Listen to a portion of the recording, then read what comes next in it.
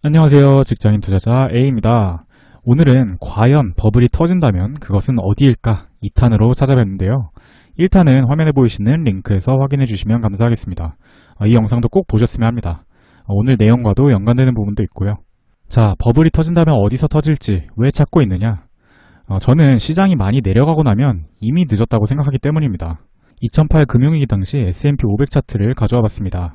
이때 부동산 관련한 서브프라임 모기지, 대출 및 파생상품들이 굉장히 큰 금융위기에 영향을 미쳤는데요. 이에 대한 경고들은 이미 2005년부터 있어왔고 문제가 시작되기 시작했던 부동산 시장의 고점은 이미 2006년 초에 있었습니다.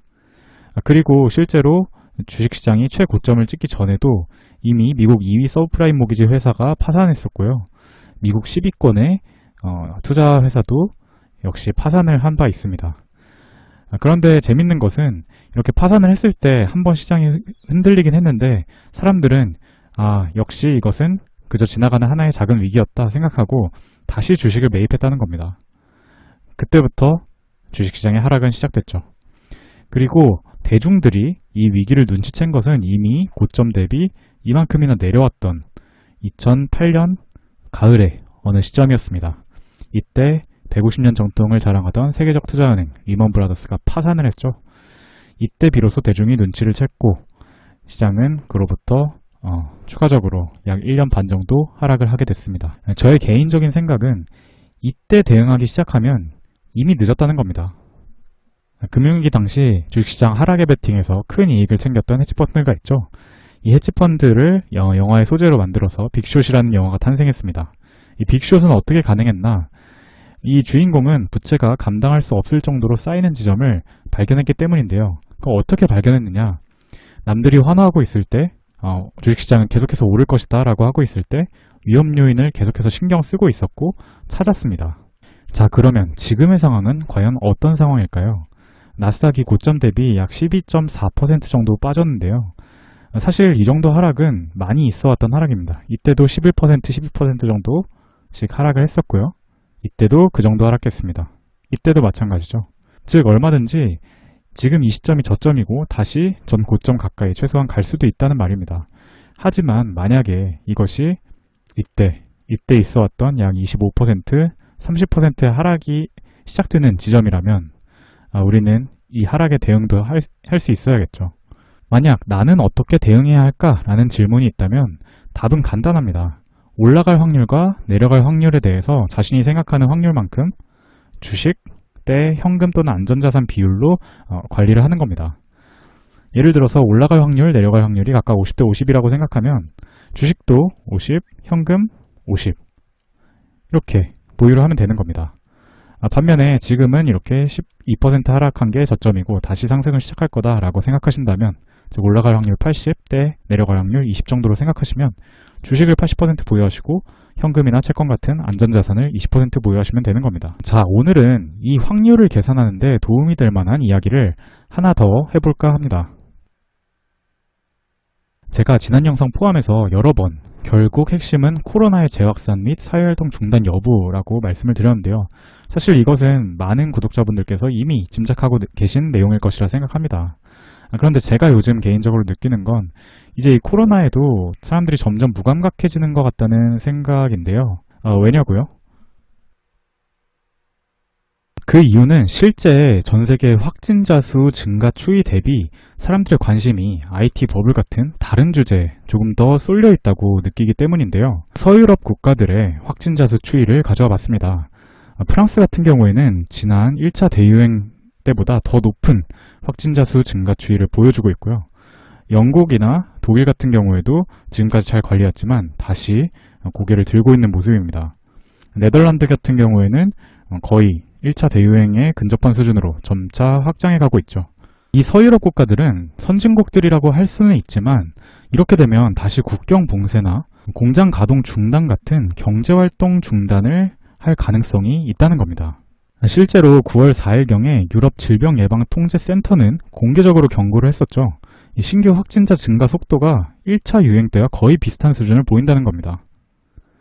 전국적인 봉쇄 조치만큼은 피하기 위해서 이렇게 우리나라 2.5단계 같은 나이트클럽 폐쇄나 외출 제한, 마스크 착용 의무화 등을 하고는 있는데요.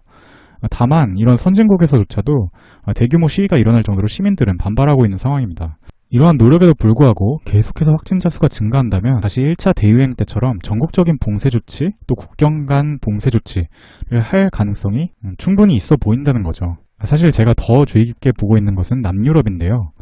보시면 스페인 같은 경우에 확진자 수가 1일 10,000명을 넘어가고 1차 대유행 대비 이미 그 수준을 넘어선 상황입니다.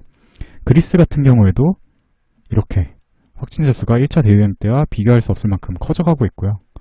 포르투갈이나 이탈리아도 조금씩 고개를 들어가고 있는 모습입니다.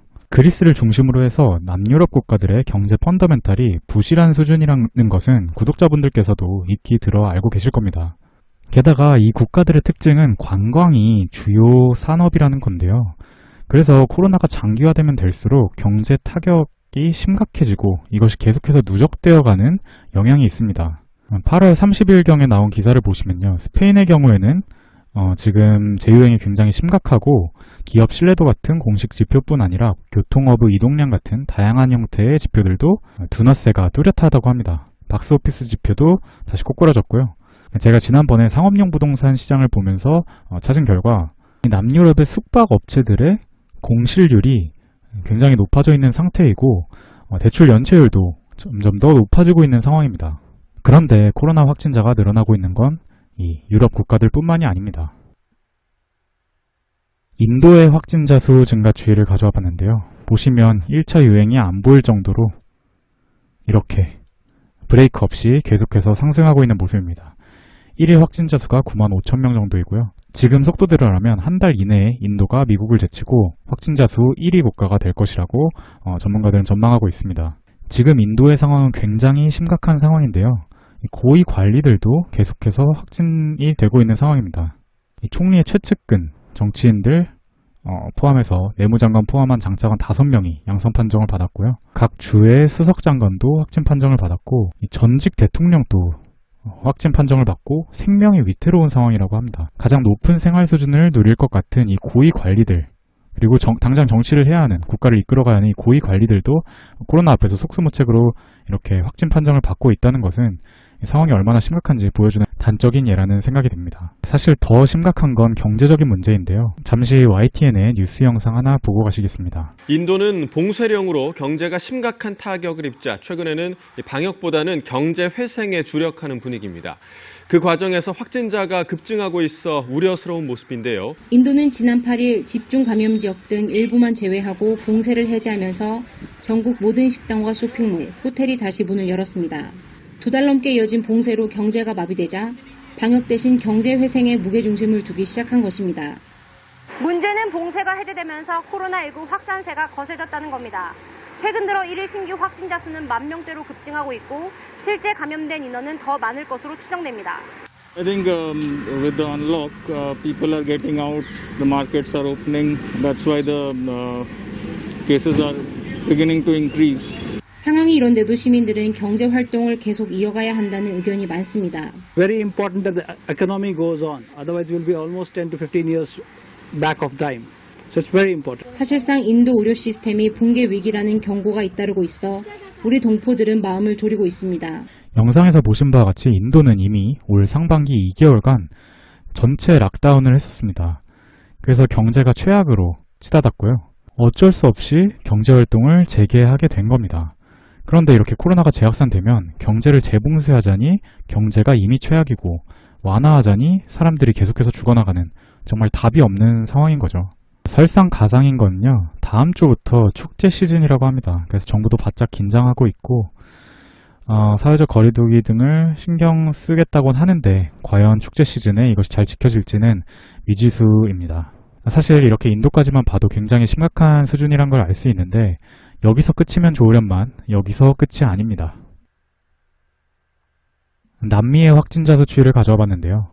페루 같은 경우에 이렇게 높은 수준에서 여전히 유지 중이고 콜롬비아도 높은 수준에서 유지 중입니다. 브라질 하루에 확진자가 4만 명씩 쏟아지는 코로나 확진자 수 기준으로 거의 5위 안에 드는 국가인데 쉽게 내려갈 기미를 보이지 않고 있죠.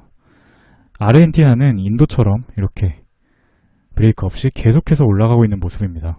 하루 12,000명씩 확진자가 쏟아지고 있다고 합니다. 이렇게 남미도 지금 확진자 수준이 줄어들지 않고 지속되고 있고요. 인도네시아, 미얀마, 방글라데시 같은 비교적 인도와 인접한 동남아시아 국가들, 그리고 이란 같은 경우에도 상황이 좋지 않은 상황입니다. 오늘 많은 정보들을 봤는데요.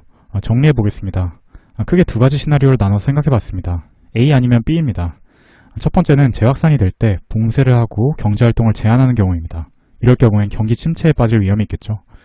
그런데 재확산이 될 때 경제활동을 허용하는 경우에 경제활동은 할 수 있겠지만 확진자 수가 계속 증가해서 민생이 불안정해지고 결국은 소비가 위축되고 경기가 여전히 침체될 위험에 처하게 됩니다. 결국 지금 정부들이 하고 있는 조치는 A든 B든 경기 부양책을 들고 나오는 건데요.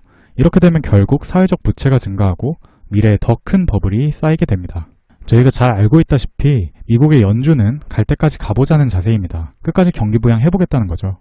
그런데 그럴 능력이 없는 신흥국의 정부들은 과연 어떻게 할 수 있을까요? 이 부분이 우려스러운 부분입니다.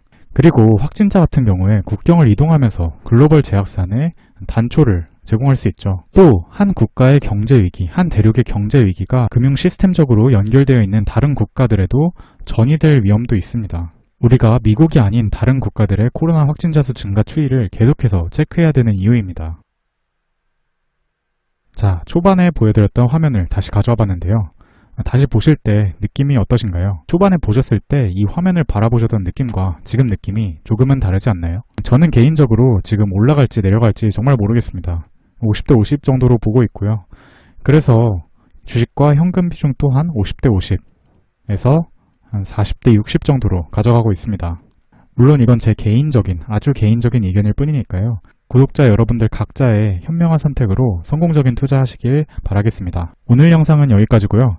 오늘 영상도 시청해주셔서 감사합니다. 오늘 영상이 유익하셨다면 좋아요와 구독도 꾹 눌러주시면 감사하겠습니다. 그럼 다음 영상에서 뵐게요. 감사합니다.